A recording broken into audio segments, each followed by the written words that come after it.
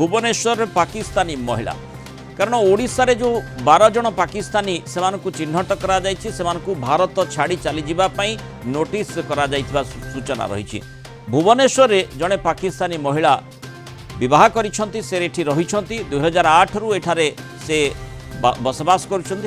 दीर्घमियादी भिसार अवधि 2024 रे सरी जाइछि। से विजिटिंग भिसा रे थिले और फेब्रुआरी मासरे यार अवधि सरी से एग्जिट परमिट पाई आवेदन करिसेंती। तेणु किभली भाबरे तांको संपर्क रे आमे देखिचे जेहेतु गृह विभाग गुरुत्वर सहित प्रसंग को नहीं एवं जो कड़ा निर्देश रही पाकिस्तानी माने जो माने भारत में रही तुरंत से पाकिस्तान को फेरी जावाई एवं से आधार जो समय सीमा से मध्य सरी सरी आसुची एवं गतकाली मध्य केंद्र गृहमंत्री अमित शाह कथा होइथिले सबु राज्यर मुख्यमंत्री सहित एवं आमर मुख्यमंत्री सहित मध्य निजे कथा होइथिले एवं से आधार रे पदक्षेप मध्य नियाजिबा आरंभ होइछि। जो पाकिस्तानी संपर्क में गतकाली देखिथिले कलिंग टीवी को जो भली सूचना डीजीपी सूत्र मिलता 12 जन पाकिस्तानी ओडिशा रे रहिछंती एवं सेमानंकु स्वाभाविक भाव में किभली पुणी थे पाकिस्तान फेरिबा पई जेतु निर्देश रही केन्द्र ये होची पदक्षेप ये होची निर्देश से आधार रे ही आमको स्टेप नेबाकू पड़िबो एवं से भली भाव में वर्तमान आमे देखुचे राज्य सरकार मध्य प्रक्रिया आरंभ होइछि। Kalinga TV principal correspondent P Hemant Kumar आम सहित जोड़ी। हेमंत जो महिला संपर्क में कहा जाउछि एवं सी विवाह करिछंती पाकिस्तानी विजिटिंग भिसा रे से एठी रहिछंती तांकर जो दीर्घमियादी भिसा ता सरी जाइछि एवं ताकू से आवेदन करिछंती किंतु विजिटिंग भिसा रे जेहेतु रहिछन सेही समय भितरे गोटे बड़ निष्पत्ति एभली अघटन परे माने भारत सरकार एभली बड़ निष्पत्ति जेहेतु नैछंती ताकू से सम्मान देबाकू बाध्य कौन तांको सूत्रରୁ सूचना मिलुछि। देखो ये महिला होचंती नगमा यूसुफ ये तांकर जो स्वामी रही मोहम्मद निजामुद्दीन से एठारे जड़े जो ठिकादार अच्छे से भुवनेश्वर रे लक्ष्मी सागर थाना अंचल से अंचल रोचंती रही 2008 रे तांकर इंटरनेट रे प्रेम होइथिला आउ ये प्रेम संपर्क परवर्ती समय रे विवाह होइथिला 2008 रु सेठारे से बसवास करी आसुचंती भुवनेश्वर रे मझे मझे से सेठाको जानती पाकिस्तान जानती तांकर जो सीमा रही 2024 रे तांकर जो लॉन्ग टर्म भिसा ताहा सरी जाइथिला तार भिसा की लॉन्ग टर्म भिसा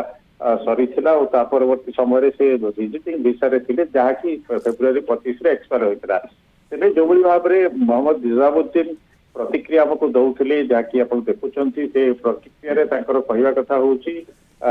आमे 2008 रु रहूचु मिसिकी रहूचु आ जहा सरकार निर्देश रही जहा सरकार नियम रही आम सम्मान दौचु स्वागत करुचु नगमा पाकिस्तान को पठा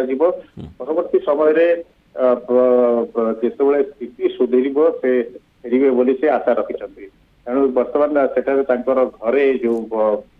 रही जो बासभवन से महिला पुलिस रही क्या भेटिया को दि जाऊना तेणु निश्चित भाव में सरकार जो भाव में ये प्रसंग रे जो आभिमुख्य ग्रहण कर केंद्र सरकार से आधार रे बर्तमान कमिशनरेट पुलिस गृह विभाग तदारख कर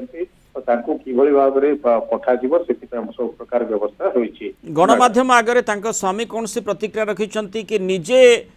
जो महिला जनक प्रतिक्रिया रखिंट कि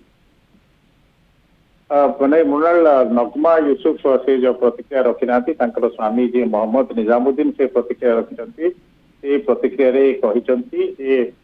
जहाँ सरकार निष्पत्ति रही जहाँ नीति रही आधार रे सरकार निष्पत्ति आधार रे नगमा को पाकिस्तान पठा जहाँ सरकार जो भाव में पठा चाहते पठा किंतु जो आशा रखी से स्थिति सुधरी पर फेरी आसवे कारण से विवाह करिसेंती परिवार रही मोहम्मद निजामुद्दीन परिवार बेस प्रतिष्ठित परिवार तेणु से आशा रखिंट सरकार जहाँ निर्देश जहाँ नीति नियम रही से सबको से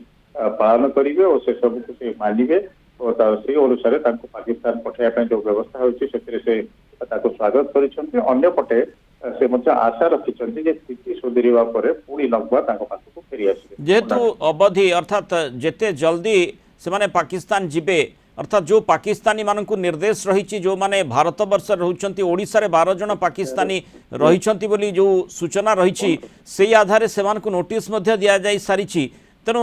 ए नगमा किभଳି भाबरे पाकिस्तान फेरिबे से संपर्क रे किछि सम्यक सूचना दैछन्ति कि देखो जो भाव स्थिति रही गृह विभाग पक्षरु सेमानकु चिन्हट करा जाई जहाँ केन्द्रर जहाँ निष्पत्ति थिला से अनुसार चिन्हट करिया परे तांको नोटिस दिया जाइछि और सेमानको एप्रिल 27 सुद्धा सेमाने फेरिया पई जा प्रक्रिया तेणु जो भुवनेश्वर पाकिस्तानी महिला रहिछन्ति से मध्य कहउछन्ति जे तांको स्वामींकर जहाँ प्रतिक्रिया आपण कहउतिले तांको स्वामींकर प्रतिक्रिया होछि जे जहाँ भारत सरकार निष्पत्ति नैछन्ति ताकू से सम्मान जणेबे एवं तांको पत्नी को पाकिस्तान जिबा पई से सुजोग देबे। धन्यवाद हेमंत आलोचना रे आमस रहित पारु।